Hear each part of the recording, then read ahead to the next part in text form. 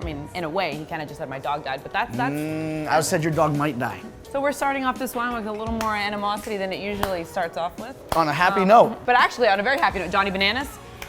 Usually, I pick wine for my guests, and I say, oh, this is why this wine is like you, because you're so great, and this wine is wonderful. Thank you. Instead, you brought your own wine. I did. So you tell me why you're so great. No, I brought Or this why wine. I'm so great, I brought maybe. this wine for you because I thought you were French and you're bubbly. Mexican and bubbly. And it's pink, and I'm sure there's parts of you that are pink too. So you guys, there's a lot of ways that you guys are all. It's gonna be a good wine walk. It's gonna be a great wine walk. Pop that bad boy open. Don't threaten me. All right, to Eli not dying, and if he does, all dogs go to heaven. That was a shot, huh? All right, let's taste it. Okay, ladies and gentlemen, this is a Gerard Bertrand, Thomas Jefferson, Cremant de Lemieux Brut Rosé. 2016. It's There we go. vintage. In the interest of full disclosure, we drank like 4 bottles this last night, so it's kind of the hair on the dog right now. Am I doing this upside down? You got it? Okay. I think so. All right, let's go. Cheers. We'll get you to where you're going. I'm gonna start off by saying that I have been a fan of yours for years. I'm a little older than a lot of the folk here. I'm 32, so I've been watching you. Thank you. For pretty much the last 17 years. Okay. And then some. Well, I appreciate all the continued love and support. I think one of the things that makes the challenge unique, not just as a show on MTV, but as a reality show in general, is you can watch people grow and you can follow the same cast members for years. Yeah. And in my case, decades. Like, I feel like I've known you pretty much my entire life. I feel like I've known you for the last 10 minutes, but that almost feels like an eternity at this point. Oh, well, that's not really a nice thing to say about somebody. You know what, that's a great transition to, are you really a dickhead? I'm not going around my daily life like stirring pots and creating controversy and you know, lighting fires, but that's what makes good television. And I know what makes good television, and that's just what I do.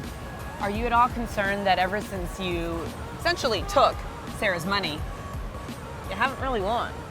Yeah, okay, and this is a very, listen, I'll tell you what, there's a few things that are a common misconception, and I think this is one of them. Okay. Me not winning isn't necessarily a product of what I did to Sarah. It's a product of the success that I've had. Now, winning that final one, Well, I mean, some would say it's karma, no? But I don't believe in karma. I believe that I determine my own fate and my own destiny, and I don't think that there's like some force out there that if I do something bad or something good, something bad's gonna happen to me, or if I do something bad, something bad's gonna happen to me.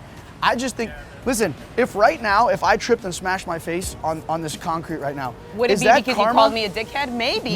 Maybe. Or is it just because I tripped and I fell? How's the show going? You're getting into all sorts of crazy shit. Yeah. Just when I thought I'd seen it all, just when I thought I knew that the challenge had exposed me to every scary, strange, off the wall, zany, Even mythical creatures. dude, I mean, we're looking for mythical creatures. We're looking for aliens. I'm sumo wrestling 600-pound sumo men, practicing and working out with, you know, some of the best NFL athletes on the planet. I made the LA Rams cheerleading squad. The list goes on and on. I've traveled to France. I've traveled to Alaska. I've traveled to Montreal. Actually, this is a little taste of France right here. Yeah. I mean, I feel like you would be a really good cheerleader. I was an amazing cheerleader. You can actually watch it. The episode's actually online. Apparently, I didn't move properly. You weren't bubbly enough? No, bubbly, I was fine. My personality was great. I just couldn't move like the cheerleaders move, you know? There's always next season. I'm going back stronger than before to audition next season and hopefully get a second crack at making the squad. Out of all the things you did, what was the most memorable? I'd have to say some of the travel episodes we've done, because First Look is essentially a travel experiential show. On NBC after SNL. The travel portion is exactly what it says. I mean, we go to different destinations, different countries. But I think going to the south of France was probably one of the most memorable experiences of my life. I mean, I've never been to France before.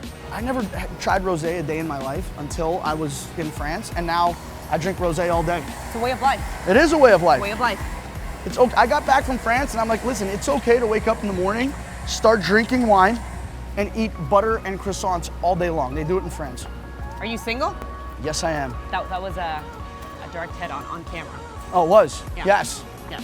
I am. For the first time in a long time, actually. So it's weird though, on the challenge, it's good and bad to come on single. It's good because from a television standpoint, from a storyline perspective, it opens up, you know, the doors to have some sort of a showmance, which obviously is good for the, you know, good for the storyline. However, then it has its own, it carries with it its own host of issues where now you're in a relationship in the house, which things just always get messy. Life lessons. Yeah. Don't be single, don't have a girlfriend. Don't be single and don't have a girlfriend. Right, simultaneously. Simultaneously. Find the in-between, whatever that is.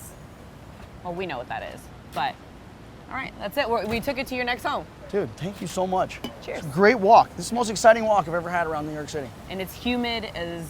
Yeah, I'll tell you what, this moisture is terrible for my hair. Johnny Bananas, thank you.